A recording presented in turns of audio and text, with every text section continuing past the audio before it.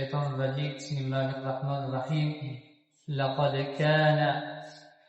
كان في يوسف وإخوته آيات للسائلين إذ قالوا ليوسف وأخوه أحب إلى أبينا منا ونحن عصبة إن أبانا لفي ضلال مبين. الآية.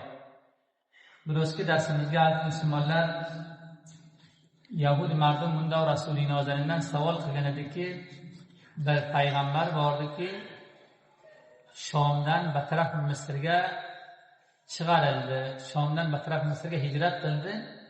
Shu payg'ambar kim edi? Va hamchunan avlodi uchun ko'zi nobino bo'ldi, ko'zlari zaif bo'ldi, avlodini qiroqqa xeyli qo'ydilar, yondi. Shu payg'ambar kim edi? O'sha payg'ambarki avlodiga uchun xeyli nobino bo'ldilar, shuni kimligini bildiring deb payg'ambar Xudodan yahud mardum so'radi. Bu vujudki rasuli nozanin bir payg'ambarki ummiy edilar, ummiy noxon, maktabga o'qigan ama o'qiganlari yo madrasaga borganlari yo noxon. Sonra shu sura Yusuf ala nabiyina alayhissalom nozil bo'ldi. Shu qissa nozil bo'ldiki, u Hazrat Yaqub alayhissalom edi avlodlari uchun va avlodiki yetganlar Hazrat Yusuf ala nabiyina alayhissalom edi. Laqad kana fi Yusufa, bidun shak bordi dar Yusuf alayhissalomning qissasiga va ikhvati inog'alari ku inog'asi bir inog'asam ki bunyomindan oyatul lisoilin, nishona aloma hamd ibrat dars ibrat biroy savol qilayotganlarga bor. Ya'ni xulosa qissani sizlarga aytsam, Tinavli darsda shu o'tdiki, Hazrat Yusuf alayhissalom tish ko'rdilarki, tishlariga 11 sitorai buzur, oy, ro'z bularga sajda ta'zim qilib ehtirom qoyil bo'ldi. Bu tishni Hazrat Yusuf alayhissalom otalariga aytgan da'vat qildilar. Yaqub alayhissalom aytgan shunda tish ko'rinmadi. Inson boy ba'zi tafsir ma'rifat qilgan, ba'zi insonning rozlari borda, ba'zi narsalar borda har kunga aytib ketavermas. Shu yo'l emas sizda ma'lum.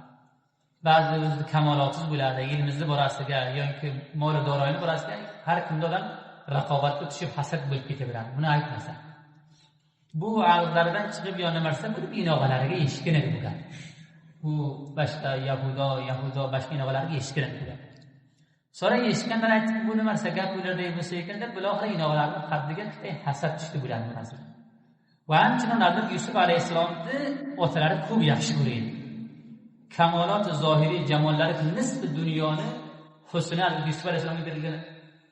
Va hamchinon kamolot ma'naviy Hazrat Yaqub alayhissalom bilgan ediki, mendan dara payg'ambar bo'layotgan jonishin qo'ymaqom shu kishi. Bularni nihoyat yaxshi ko'radi ota. Joyga vizalari boradi, bularni ko'rmay tursa beqaror bo'ladi, ba'zi avlodini ko'rmasa. Lekin muhabbat g'ayri ixtiyoriy edi. Odam muhabbat ixtiyori va muhabbat g'ayri ixtiyori bor. Muhabbat g'ayri ixtiyoriy shu bir avlodingiz yaxshi ko'rasiz, boshqa avlodingiz tutgan, lekin barobar ko'rasiz. Bir narsa olsangiz avlodingizga ham olasiz, unga ham olasiz. Muhabbat g'ayri ixtiyoriy shu qalban lekin bir taslim bilan irtibotsiz va xizmat dinni qiladi, yoki hofiz Qur'onni yo olim dinni qalban yaxshi ko'radi. Lekin bir narsaga ehtiromga va hamchinon zaminga va mol doroyga hammasini barobar ko'rasiz. Yusuf alayhissalomning otalari lekin muhabbat g'ayri ixtiyoriy yaxshi ko'radilar. Ko'rmasa to'xtatmaydi. Sonra inog'alar aytdi, bu dedi ikki inog'a dediki, ular dedi xeyli joyga maqom mansabi otani oldiga xeyli qavl. Bizda bir usba, bir guruh, bir toifa yazim biz otani xizmatiga biz katta inog'alarmiz. Bizlarga tan ota qaramaydi. Otam unda bo'lmasa. Hayratga otam bir hodiy hayratga dediki, haqni bilmay qolibdi deydi otam deydi. Nima uchun deyki, bu yo'min mana Hazrat Yusufga nihoyat qarab bularga xeyli onlarga olib to'xtaydi, bir narsa onlarga bo'lsa bularga beradi. İzzat, ehtirom, ma'naviyatdan, moddiyatdan bularga qo'yib bizga qo'yil emas. Bu vujudlik tana xizmatiga, modda xizmatiga pul, ish, har narsasini bizda qilamiz, bular qilolmaydi. Bularni yaxshi ko'radi. Sonra shunda zamonlar o'taverdi. Hazrat Yusuf alayhissalom sindi 9 yo'llarga borgan edi, bitishni ko'rgan edi. Sonra inog'alar xabar topdi, ular otasidan uzr zo'r qildi, aytdiki, Hazrat Yaqub alayhissalom bir uni har joyga qo'ymaydi. Odam bir avlodiki xeyli yaxshi odamga muallif bo'lsa, uni har kuni oldiga qo'ymaydi. Sonra nima uchun bizga aql qaror bilmaysiz? Nima uchun bizga itminoni ziyoda yo'qotgan dedi shu Yusuf alayhissalomni. Biz ham bir odriga tashlab yo'g'anga qo'ying, o'shaga boraylik, chakar qilamiz, o'rga tirandozlik qilamiz, musobaqa chopishlik qilamiz. Nima uchun itminoni ziyoda bizga bizdan sizga o'g'liz biz tanish Yusuf alayhissalom bizdan qo'shmaysiz? Itminoni ziyodami yo bizlarni yaxshi ko'rmaysiz deb bundoq qilib onlardan ijzoda aytdi. Avval aytdi, yo men qo'rqamanki dedi, buni bo'ri yemasan. Yaqub alayhissalom tafsir Qur'onga aytibdi, bir tish ko'rgan edi. Balki inson tana onam aytdiki, inson har darajadan qaysi avlodiga yaxshi shu marhaladan sonra bir dard yeysiz, ihsos qilasiz. Bir tish ko'rgan edi Hazrat Yaqub alayhissalom tishlariga 11 bo'ri Hazrat Yusuf alayhissalom ustiga hamla qilgan 11.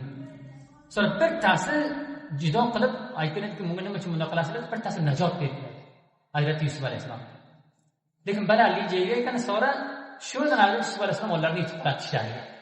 Tishimda ko'rdik bir tepalik ustiga 11 dona bo'ri nimani ustiga hamla qilibdi. Shundoq kamoloti zohiri ma'naviy ustiga bor, lekin bittasi najot beradi.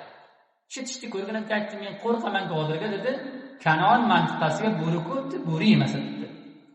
Bu intaydigan vaqtda dedi shundoq bo'lsin. Bizda deb mahkam, qaviy, niyruman javon ham bo'lsin. Bu 11 tana pardoz bilan bir yusufdagi bo'ri esa dedi, bu bizda tani ish narsa ekanmiz. Biz galay ekanmiz, bunda bular debsak, yaxshi kelmaydi, ma'lum qilib mana hosil bo'lmaydi. Bir raqam chalinayran qilib ularni ijoza oldi Hazrat Yaqub alayhissalom. Shu yerga so'rayna mufassirlar naql qilibdiki, Hazrat Yaqub shiraylari yo'q edi, qo'ysa kanoniga bu hajga borsalar.